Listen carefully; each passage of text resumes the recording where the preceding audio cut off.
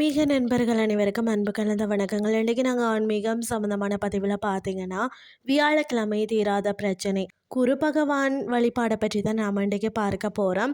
சிக்கலும் குழப்பங்களும் நமது வாழ்க்கையில் நிறைந்திருக்கிறதா?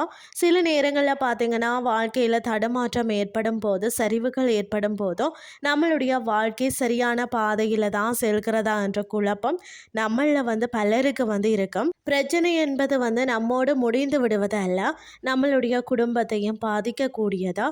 வாழ்க்கையில் தீராத சிக்கல்கள் இருந்தாலும், முடிவெடுப்பதில் குழப்பம் இருந்தாலும், குழப்பத்தில் இருந்து தெளிவு பெற குரு பகவானை வேண்டி பரிகாரம் செய்யலாம்.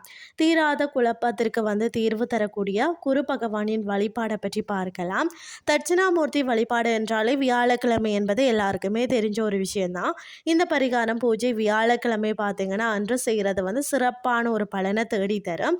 அதாவது பார்த்தீங்கன்னா வீட்டில் அருகில் இருக்கக்கூடிய தட்சிணாமூர்த்தி சந்நிதி இருக்கும். கோவிலுக்கு சென்று அந்த கோவிலில் உள்ள அர்ச்சகரிடம் மேதா சுக்தம் இந்த மந்திரத்தை சொல்லி தட்சிணாமூர்த்திக்கு அர்ச்சனை செய்யுமாறு சொல்லிவிடுங்கள். இந்த மேதா சுக்தம் என்று சொல்லப்படக்கூடிய மந்திரம் தட்சிணாமூர்த்திக்கும் சொல்லப்படும், சரஸ்வதி தேவிக்கும் சொல்லப்படும். வாழ்க்கையில் நல்ல வழியை காட்டக்கூடிய தட்சிணாமூர்த்திக்கும் இந்த மந்திரத்தை சொல்லி அர்ச்சனை செய்யும் போதோ நம்மளுடைய வாழ்க்கையில் இருக்கக்கூடிய பலவிதமான குழப்பங்களுக்கு கூடிய விரைவில் தீர்வு கிடைக்கும்னே சொல்லலாம்.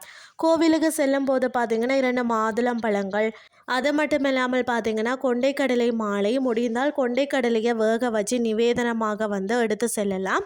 அந்த 2 மாதுளம் பழங்களையும் பார்த்தீங்கன்னா குரு பகவானின் பாதங்களில் வச்சு பூஜை செய்துட்டு வீட்டிற்கு கொண்டு பிரசாதமாக நாம் சாப்பிடலாம்.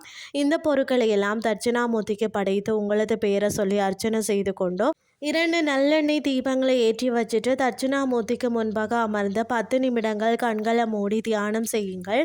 உங்களுடைய வாழ்க்கையில் இருக்கும் இருள் விலக இந்த வழிபாட்டு முறை உதவியாக இருக்கும். தொடர்ந்து 13 வாரங்கள் வியாழக்கிழமையில் இந்த பரிகார வழிபாட்டினை நீங்கள் செய்து வரலாம். வாழ்க்கையில் அவசரமான முடிவை விரைவாக எடுக்கணுன்ற ஒரு தருணத்தில் சிக்கி தவிக்கிறவர்கள் தொடர்ந்து 13 நாட்கள் இந்த வழிபாட்டை செய்தாலும் நல்ல பலனை பெற முடியும். பரிகாரத்தை தொடங்கும் நாளை மட்டுமே வியாழக்கிழமை வச்சுக்கொள்ளுங்கள். வாழ்க்கையில் விடிவு காலம் பிறக்க வேண்டும் என்று நினைக்கிறவங்க நம்பிக்கையோடு இந்த பரிகாரத்தை செய்யலாம். இன்றைய ஆன்மீகம் சார்ந்த பதிவு உங்களுக்கு பிரயோசனமாக அமைஞ்சிருக்கும்னு சொல்லி நானும் நம்புகிறேன். இதே மாதிரி மற்றொரு ஆன்மீகம் சார்ந்த பதிவோடு உங்களை சந்திக்கிறேன். நன்றி.